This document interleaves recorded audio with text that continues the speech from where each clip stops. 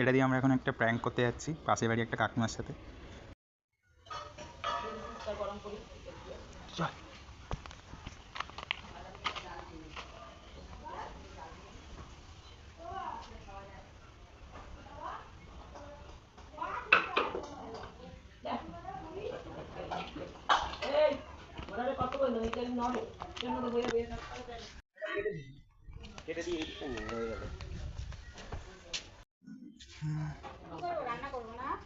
না করতে হবে না, রান্না করে লাভ আছে? দাও খেতে দাও, খেতে দাও। দেখেন